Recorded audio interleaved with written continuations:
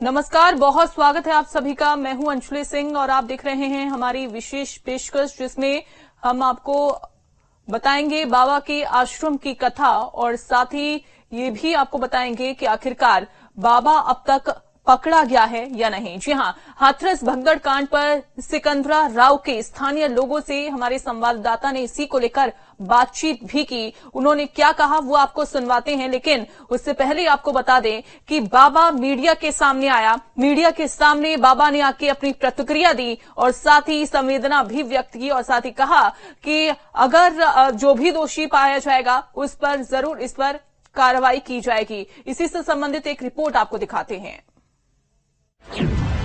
करोड़पति बाबा के आश्रम कथा का सच।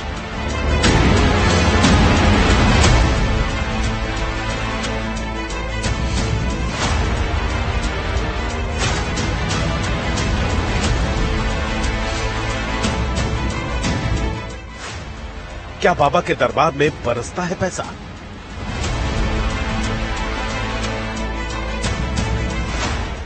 क्या बाबा के दरबार में 1 लाख का 6 लाख किया जाता है?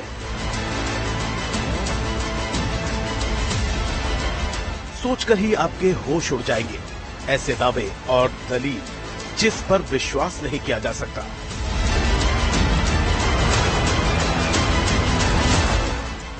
लेकिन बाबा के भक्त, बाबा के अनुयायी इन बातों पर आसानी से भरोसा कर लेते हैं।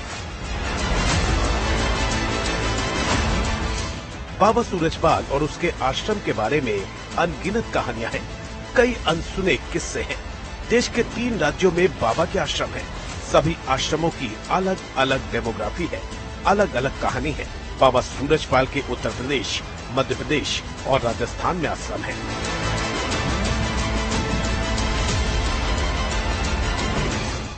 देश भर में बाबा के आश्रमों की संख्या करीब 24 है। आश्रमों के पास 100 करोड़ से ज्यादा की जमीन है। लग्जरी गाड़ियों का काफिला है।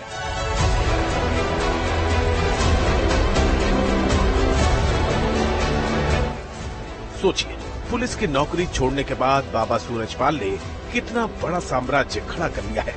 उसके पास अकूत धन दौलत है। बाबा जब चलता है तो उसके साथ 25 से 30 गाड़ियों का काफिला चलता है। बाबा की खुद की प्राइवेट आर्मी है।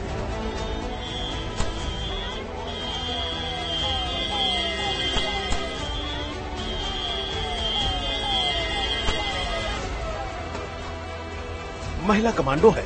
सोचिए, जो सूरजपाल कभी खुद पुलिस की नौकरी करता था, आज उसकी सुरक्षा में लोग तैनात रहते हैं। जहां वो प्रोग्राम करता है वहां पुलिस सुरक्षा इंतजाम में लगी रहती है।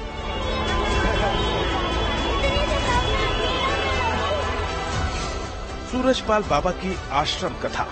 मैनपुरी 21 बीघे में फैला आलीशान आश्रम। आश्रम के अंदर व्हाइट हाउस, स्वर्ण गेट, सिल्वर गेट, आलीशान कमरों वाला विला, आश्रम की पर्सनल सड़क,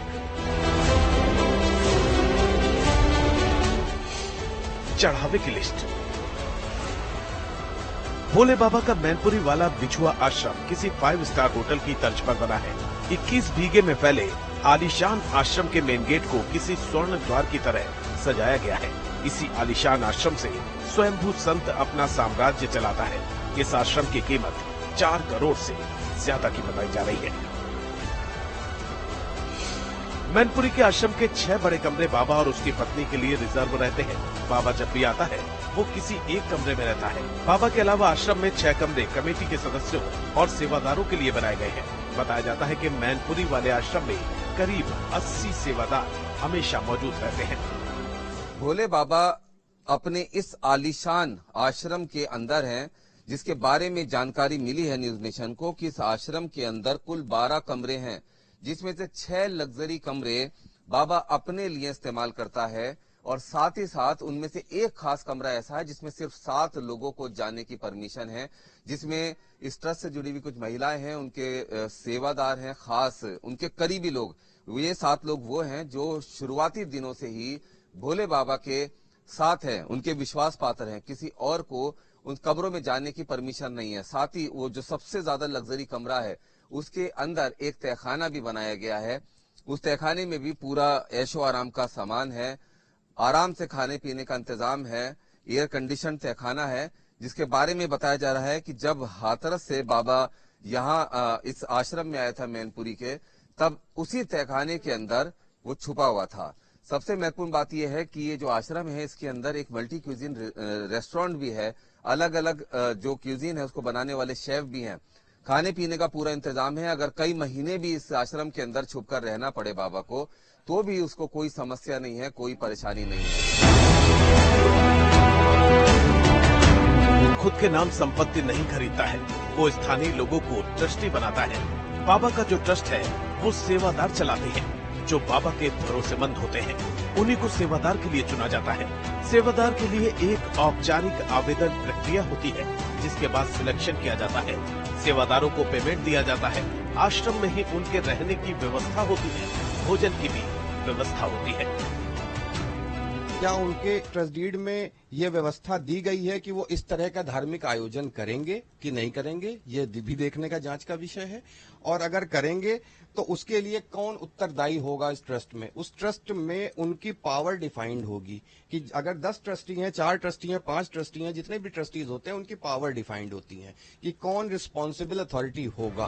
आश्रम में 2014 के बाद नहीं आया है। ये इलाका वही है जहां पर नारायण साकार श्री जो हैं वो यहाँ पर रहते हैं। ये उनका ही आश्रम है, यहाँ पर ही पैदा हुए थे और उसके बाद यहाँ पर आश्रम का निर्माण किया गया। इस वक्त उसी हम जगह आश्रम पे मौजूद हैं। लगभग 30 एकड़ में ये आश्रम जो है फैला हुआ है। तस्वीरें आपको दिखाते हैं। इसके साथ साथ यहाँ पर सेवादार जो होते हैं वो लगातार आते हैं, उनसे बातचीत करने की कोशिश करते हैं। कितने साल से आप नारायण साकार हरि के साथ हैं? यहाँ कम से कम ना तो वैसे 10-15 साल हो गई होंगी जुड़े हुए। तो क्या करते हैं आप? सेवादार हैं, क्या करते हैं? सेवादार हैं, जहाँ यहाँ रहते हैं, झाड़ू पोंछा करते हैं, खेती का काम करते हैं और रहते हैं। रोजाना कितने लोग जो हैं इस आश्रम में आते होंगे? आते तो नहीं है, जो आते हैं वो बाहर आते हैं, अंदर कोई नहीं आता है। जो रोड पर आते हैं हाथ जोड़ के नमन करते हैं और चले जाते हैं। बस 2 मिनट का काम है। यहाँ कोई ये नहीं है कि यहाँ रुकते हो या रात को रुके, यहाँ कोई काम नहीं है, बस दिन में ही आते हैं। और बाबा से मिलते हैं आप? नहीं, यहाँ पर वो आते नहीं है, 10-15 साल हो गए। सूरजपाल बाबा की आश्रम कथा, कानपुर।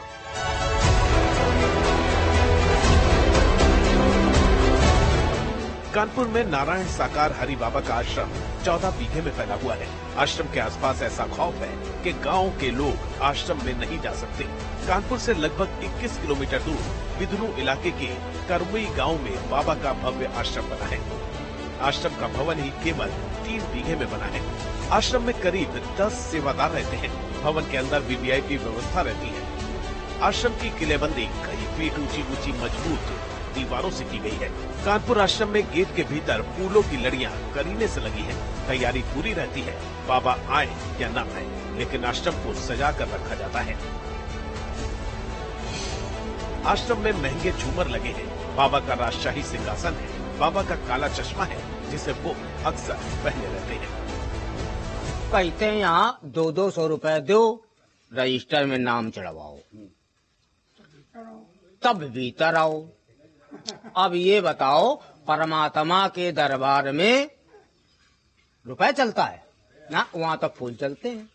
यदि ये साकार विश्वरी परमात्मा है तो वहाँ फूल चलते हैं। ये कहा था हम विष्णु भगवान के अवतार हैं, तो वहाँ फूल चलते हैं, तो वहाँ रुपया कहाँ से आ गया? सूरजपाल बाबा की आश्रम कथा, नोएडा।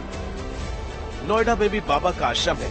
ये आश्रम 1 मंजिला है जो 2000 गज के क्षेत्र में फैला है, जिसमें करीब 1000 गज में बाबा का आश्रम है। इमारत में बड़े लोहे के गेट लगे हैं। ये आश्रम 2021 में बना था, जब कोविड महामारी का प्रकोप कम हो रहा था। बताया जाता है कि एक भक्त ने अपनी जमीन पर ये आश्रम बनवाकर बाबा को भेंट किया था। आश्रम का निर्माण मई 2022 तक आंशिक रूप से पूरा हो गया था और अगस्त 2022 में भोले बाबा 15 दिनों तक यहाँ रहे थे। यहाँ सेवक कहे जाने वाले स्वयंसेवक रहते हैं जो हर 10 दिन में बदल जाते हैं। हर 15 दिन में आश्रम की साफ सफाई की जाती है। हालांकि पिछले 2 वर्षों से आश्रम में कोई बड़ा कार्यक्रम नहीं हुआ है।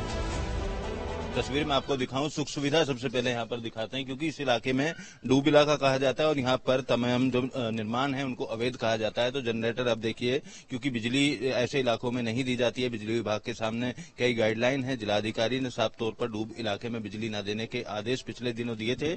उसके बाद यहाँ बाबा को किसी तरीके की समस्या न हो, लिहाजा जनरेटर के साथ साथ ये बड़ा जो भवन है ये बनाकर तैयार किया गया था और इसी भवन में बाबा तकरीबन 35 दिन तक रहे और उनके तमाम जो भी भक्त थे वो यहाँ आया करते थे। और इस दरवाजे की जो मैं तस्वीर दिखा रहा हूँ, इसी पर माथा टेक कर अगर बाबा के दर्शन ना हो तो यहाँ माथा टेकने के बाद अपना जो भी मनोकामना होती थी वो मांगा करते थे। इसके बगल की अगर तस्वीर दिखाएं तो टीन सेट बनाया हुआ है। इस टीन सेट के अंदर भी एक जो दरबार है उस दरबार लगाने की यहाँ जगह बनाई गई है और हर एक शनिवार और रविवार को यहाँ पर पूजा कीर्तन किए जाते हैं। जो भी आसपास के भक्त हैं वहाँ यहाँ पहुँचते हैं। ऐसा नहीं है कि केवल यूपी में ही बाबा के आश्रम है, बल्कि राजस्थान और मध्य प्रदेश में भी बाबा सूरजपाल के कई आश्रम हैं। ऐसा ही एक आश्रम राजस्थान के दौसा में है, जहां बाबा का दरबार सजता है।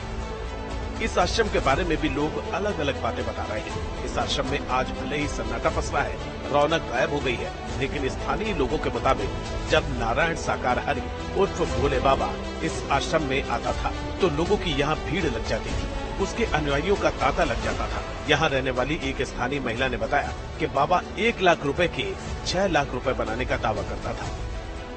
हमने तो यही सुना भाई बाबा के आओ लाख रुपया का 6 लाख करे एक रात में। मग भाई हमने तो को देखे और इचेलिन ने कहीं नहीं रहे, जिन ने कहीं खूब। सूरजपाल बाबा की आश्रम कथा ग्वालियर।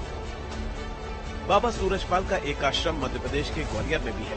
बताया जा रहा है कि करीब 4 महीने पहले बाबा सूरजपाल यहाँ आया था और यहाँ एक बड़े सत्संग का आयोजन किया गया था। बाबा यहाँ कुछ दिन रहा भी था। ये ग्वालियर का वो प्रमुख आश्रम है जहाँ कुछ महीने पहले नारायण हरि बाबा रुके थे, यहाँ विश्राम किया था। और मैं जिस जगह पे खड़ा हूँ यहाँ तक किसी भी भक्त को आने की अनुमति नहीं थी, क्योंकि मैदान में जमावड़ा लगा हुआ था, बड़ी संख्या में श्रद्धालु थे। एक मंच ये जो दिखाई दे रहा है, इस मंच पर बाबा ने अपने भक्तों को संबोधित किया था, लेकिन भीड़ ज्यादा होने की वजह से फिर वो कार्यक्रम ग्वालियर में ही दूसरी जगह पर आयोजित किया गया। अब मैं इस आश्रम के पीछे वाले हिस्से की एक तस्वीर आपको दिखा के ये बताना चाहता हूँ कि जो जगह है, जो कॉलोनी है, उसके बारे में बताया गया कि पूरी जगह बाबा ने ही खरीदी थी और ये तिघरा एरिया की जगह है जो ग्वालियर शहर से लगा हुआ क्षेत्र है। सूरजपाल बाबा की आश्रम कथा।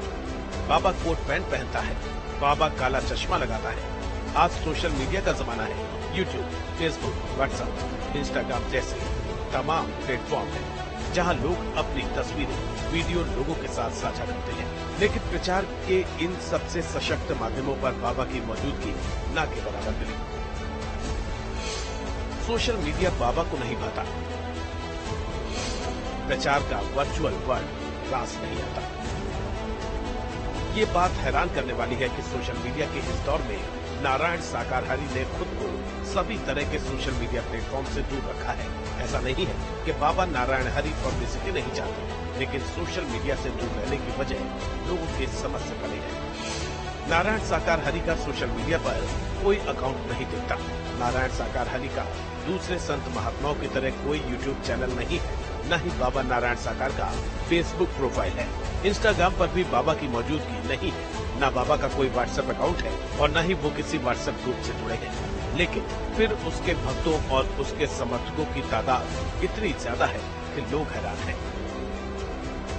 सूरजपाल उर्फ नारायण साकार हरि उर्फ भोला बाबा हमेशा सोशल मीडिया से दूर रहता है और वो किसी भी तरह के वीडियो का इस्तेमाल नहीं करता है। किसी भी तरह का वीडियो या फिर किसी तरह की वीडियोग्राफी जो है उसके आश्रम में इसकी इजाजत बिल्कुल नहीं है। इस आश्रम के अंदर किसी भी भक्त को, किसी भी कर्मचारी को सिर्फ फीचर फोन ही अलाउ हैं, यानी कि स्मार्टफोन को अंदर नहीं ले जाया जा सकता। सोशल मीडिया पर किसी भी तरह का कोई अकाउंट किसी भी यहाँ पर काम करने वाले का नहीं होना चाहिए। बाबा का भी किसी भी तरह का सोशल मीडिया अकाउंट नहीं है। बाबा किसी भी तरह से नहीं चाहता कि कहीं से भी कोई भी फुटेज, अंदर की कोई भी खबर या कभी की कोई जो अंदर के तस्वीरें हैं वो सोशल मीडिया पे जाए, जिससे अंदर क्या चल रहा है उसके बारे में किसी को भी ना पता चले। इसीलिए सोशल मीडिया अकाउंट्स जो हैं वो कभी नहीं खोले गए। जहां आज के दौर के तमाम बाबा और संत महात्मा सोशल मीडिया पर एक्टिव हैं, सोशल मीडिया पर लाइव आते हैं, सोशल मीडिया माध्यमों को अपने प्रचार का जरिया बनाकर रखते हैं, तो बाबा नारायण साकार हरि सोशल मीडिया पर नजर नहीं आता। सोशल मीडिया पर इस बाबा की कोई पब्लिसिटी नहीं होती।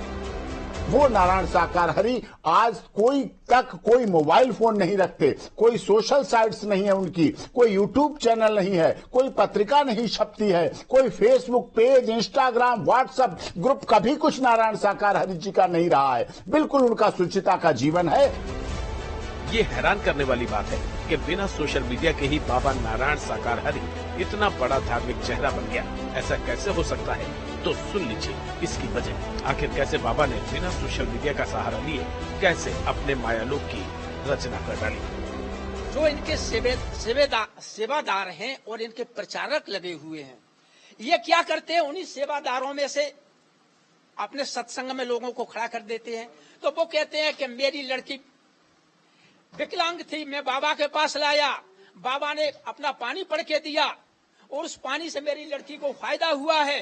तो इस तरीका के प्रचार कराए गए। ये खुद ही विज्ञापन कराते हैं। इनके जो प्रचारक हैं, सेवादार हैं, क्या करते हैं, वो यही करते हैं। किसी को उन्होंने कह दिया कि मेरा पति बीमार था और मैं दिल्ली गया था और दिल्ली में इलाज उसका कराया, वो सही नहीं हुआ और बाबा के आश्रम में लाए और मैंने 2 हाजिरी लगाई, तीसरी हाजिरी पर मेरा पति की हालत में सुधार हुआ है। बाबा ने खुद को ही नहीं, अपने आश्रमों को भी लोगों की नजरों से बचा कर रखा है। करोड़ों की जमीन पर बने उसके आश्रम में सारी सुख सुविधाएं हैं, जो बाबा अपने ही भक्तों के बीच सत्संग के लिए जाने पर निजी सुरक्षा गार्ड्स के साथ चलता हो, गाड़ियों का काफिला लेकर सिक्योरिटी में चलता हो। उस बाबा के आश्रम पर कोई सीसीटीवी नहीं लगा है। ये जानकर ताज्जुब होता है कि बाबा के पूरे आश्रम में कहीं पर भी सीसीटीवी नहीं है। न ही गेट पर, न ही बाउंड्री पर कहीं भी सीसीटीवी कैमरे नहीं है। सुनसान इलाके में बने बाबा के आश्रमों में सीसीटीवी का न लगा होना कई सवाल खड़े करता है।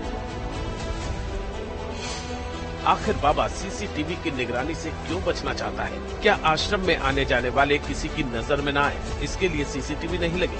या फिर बाबा के आश्रम के अंदर कुछ ऐसा है जो बाबा दुनिया के सामने नहीं आने देना चाहता? इस वक्त हम बहादुर नगरी धाम में मौजूद हैं और मेरे साथ आप देख रहे हैं तस्वीरें कि श्री नारायण साकार हरि चैरिटेबल ट्रस्ट का ये पूरा ये आश्रम जो है यहाँ पर बना हुआ है। इसके साथ साथ जिस तरीके से हाथरस में जो घटना हुई उसके लेकर लगातार सवाल उठ रहे थे, उसको लेकर भी लगातार जांच जो है वो जारी है। हम इस वक्त आश्रम पर मौजूद हैं और हमारे साथ कुछ भक्त जो है वो मौजूद हैं, उनसे बात करते हैं, सेवादार भी हैं, उन लोगों से बातचीत करते हैं। ये बताइए कि आप तमाम सत्संग में जाते हैं, तो बाबा के आश्रम की बात करें या उसके अलावा सत्संग की बात करें, कहीं सीसीटीवी क्यों नहीं होते? ना, उनका तो कहीं फोटो भी नहीं है, कोई प्रसार नहीं है किसी तरह का, क्योंकि उनके पास पैसा ही नहीं। प्रसार कैसे किया जाएगा, क्योंकि यहाँ कोई चंदा चढ़ावा नहीं होता, कोई लेन देन नहीं होता। बाबा के लिए भी खबर आती है कि किसी भी तरीके से फोटोग्राफी अलाउ नहीं है, वीडियोग्राफी अलाउ नहीं है, सीसीटीवी अंदर नहीं लगे। तो ये तमाम चीजें बताती हैं कि किस तरीके से बाबा आश्रम चला रहे थे, किस तरीके से बातें जो है वो सामने आ रही थी। बाबा नारायण साकार हरि का तिलिस्म लगभग 16 जिलों में फैला हुआ है। फिरोजाबाद, इटावा, मैनपुरी, कानपुर देहात, आगरा, हाथरस, मथुरा, पीलीभीत, बरेली, मुरादाबाद, कासगंज, एटा, फर्रुखाबाद जैसे जिलों में बाबा की जबरदस्त पकड़ है। लेकिन ये 3 तस्वीरें कई सवाल खड़े कर रही हैं। सवाल ये कि आखिर बाबा के सत्संग में मोबाइल क्यों बैन है?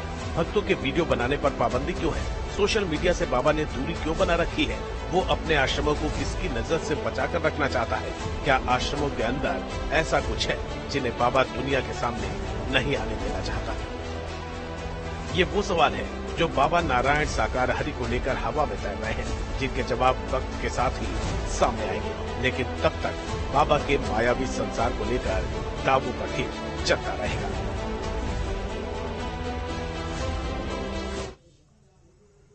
हाथरस भगदड़ कांड पर सिकंदरा राव के स्थानीय लोगों से हमारे संवाददाता ने बातचीत की। सुनिए इस हादसे पर जनता की राय। हाथरस भगदड़ कांड को लेकर तमाम चर्चाएं सामने हैं। कोई कहता है कि भक्त भगवान के दर्शन करना चाहते थे भोले बाबा के, कोई कहता है कि कोई उनको चरण स्पर्श करना चाहता था, उनके चरणों की धूल लेना चाहता था और यही वजह रही कि यहाँ भगदड़ हुई और करीब 121 लोगों की जान इसमें चली गई। हालांकि इस पूरे मामले में जांच आयोग लगातार अपनी जांच कर रहा है। तमाम टीम यहां पर पहुंची है और इस समय मैं उस स्थान पर मौजूद हूं जहां पर ये पूरी भगदड़ हुई और पूरा ये घटनाक्रम सामने आया। हालांकि एक इसमें पूरे मामले में जांच एसआईटी बिठाई गई और एसआईटी के अलावा मुख्य जांच जो आयोग है वहां से भी 3 सदस्यीय टीम बनाई गई जो आज जांच के लिए यहाँ पर पहुंची थी और उन्होंने बहुत बारीकी से निरीक्षण किया। यहाँ आप देख सकते हैं कि पूरी तरीके से अब पंडाल भी उखड़ चुका है, लेकिन जो आलम इस समय यहाँ पर दिखाई दे रहा है वो बयान कर सकता है कि कितना भयावह आलम होगा। हालांकि बारिश की वजह से इस समय यहाँ पर आप देख सकते हैं कि पानी भर चुका है और जो आसपास के जो लोग हैं वो भी अब यहाँ पर आकर ये देखने की कोशिश कर रहे हैं कि आखिर इतना बड़ा जो हादसा सामने आया वो कैसे आया। तमाम लोग हमारे साथ मौजूद हैं, इनसे एक बार बात कर लेते हैं और इनसे जानने की कोशिश करेंगे कि जिस दिन हादसा हुआ उस दिन क्या हुआ था, आपने देखा था, आप यहाँ पर थे? ऐसा है, मैं यहाँ पे था, स्थानीय लोग हूँ और पड़ोसी गाँव मेरा है इसके बराबर में। तो जैसे ही बाबा आए उससे 3 दिन पहले यहाँ भीड़ का जमावड़ा शुरू हो गया। बाबा का 2 तारीख का आगमन था, 2 जुलाई का, और 1 तारीख को इतना भीड़ हो गया कि सिकंदरा राव रेलवे स्टेशन से लेकर रतवानपुर चौराहा 7 किलोमीटर है, वहां तक गाड़ियां ही गाड़ियां थी। अच्छा। लेकिन बाबा के पास परमिशन था 80,000 लोगों का, लेकिन उसके अकॉर्डिंग भीड़ आ गई यहाँ पर 2.5 से 3 लाख 4 लाख। अच्छा, तो समझ नहीं पाई। उसके बाद जैसे बाबा ने प्रवचन दिया भीड़ तो पूरी यहाँ पर जमा हो गई। तो वहां से एक स्पेशल रास्ता है, वो जो भीड़ पकड़ियां चल रही है, वहां से बाबा जैसे ही इधर आए सड़क पर, तो इनके भक्तों में ऐसा मानना है कि बाबा की गाड़ी जाए या बाबा पैदल जाएं तो उनकी पैरों की चरड़रज लेनी चाहिए, चरड़रज मिलनी चाहिए, माथे पे लगाएं, अपने घर में जैसे मंदिर है उस मंदिर में रखें, डेली तिलक लगाएं। उस चक्कर में भीड़ आ गई सारी हाईवे पे। हाईवे से जैसे ही भीड़ थी बेकाबू, जो जहाँ पे गिरता चला गया वो दोबारा उठ नहीं पाया भैया। उसके अकॉर्डिंग इतनी मौतें हुई है यहाँ पर। अच्छा, तो बाबा को लोग भगवान मानते हैं क्या यहाँ पे? भैया कलयुग में भगवान कैसे हो सकता है कोई भी इंसान? इनके सत्संग में क्या होता है, बाबा पुलिस से नौकरी छोड़े बैठे हैं अपनी, तो बाबा को पुलिस का पूरा शेड्यूल मालूम है, तो इन्होंने प्राइवेट आर्मी बना रखी है, पिंक आर्मी।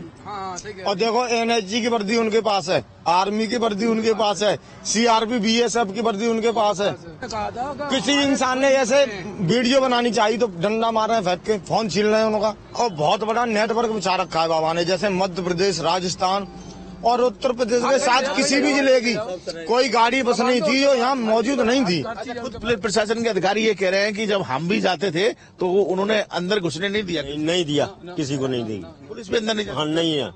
वैसे गए दर्शन करने वाला बाबा के, वैसे नहीं घुसने दिए। अंदर क्या हो रहा है कोई वीडियो नहीं, कुछ नहीं, कुछ नहीं। कमांडो खुद थे, उनके कमांडो खुद थे, हर चीज उनके कर देते थे। 80% लेने गए थे परमिशन, तो मैंने डीएम साहब ने ये कहा था कि मतलब कोई पुलिस शासन क्या नहीं, पुलिस शासन हमारा शासन खुद है देखने वाले वाला। क्षेत्रों में क्या लगता है भक्त है यहाँ पर? हम तो नहीं मानते साहब, भक्त हैं वो। भगवान मानते हो? हम तो कुछ नहीं मानते, हम तो इंसान है, वो इंसान नहीं है। और ये लोग कहाँ से आए थे सब लोग? ये भैया ज्यादातर जैसे बस्ती, बलिया, बहराइच, सीतापुर, लखनऊ, और ज्यादातर यहाँ पे जो बाहर का इंसान था वो मध्य एमपी से और वहाँ से था राजस्थान से। हमने अपने हाथों से लोग बाग एक बस में 30 लाशें 20 लाशें करवाई। और जैसा कि भाई साहब बता रहे हैं कि यहाँ से जब घटनास्थल से बाबा का जो काफिला था वो पीछे के रास्ते से घूमता हुआ आगे गया था, है ना? और आगे जाके यहाँ पर आकर काफिला रुक गया था इनका। नहीं, काफिला नहीं रुका। ये हाईवे है, ये हाईवे है। और सबसे ज्यादा बॉडी कामली में वो आपको मैं बताता हूँ अभी। यहाँ पर आके रुक जाता ना ये काफिला? जी जी जी, यहाँ पर आके काफिला रुक जाता। भीड़ इतनी भारी तादाद में थी, काफिला रखा हुआ था। मैं बताऊंगा आपको ये रियलिटी क्या है जो मीडिया पर दिखाने का। यहाँ पे एक गड्ढा था, हमने वीडियो जर्नलिस्ट से कहूँगा दिखाएं कि देखिए ये गड्ढा था और जो भक्त थे वो इसी गड्ढे के सामने यहाँ पर खेतों पर खड़े हुए थे। और जब दर्शन बाबा की गाड़ी यहाँ पर रुकी तो उसके चरणों के धूल लेने के लिए यहाँ से लोग आगे बढ़े और यहाँ पर भगदड़ मच गई। अब कम से कम 10 बोरी 10 बोरियों में कितनी चप्पल आएंगी? एक बोरी में कम से कम 50-60 चप्पल मानो होगा, 100 चप्पल है, उतनी तो डॉग स्क्वाड ले गया इस खेत से। ऐसे बाबाओं के साथ क्या होना चाहिए? आखिरी सवाल क्या होना चाहिए? भैया इनको तो सजा होनी चाहिए। आम जनता तो यही कहेगी सजा होनी चाहिए भाई, जनता के साथ। किसी माँ मरे, किसी बाप मरा, किसी की बहन मरी है, किसी की कुछ मरा, बच्चे मरे, इसका तो कास्ट होना चाहिए। अंधविश्वास में अगर लोगों को गुमराह कर रहे हैं तो वास्तविक रूप से तो सजा के हकदार हैं। क्यों?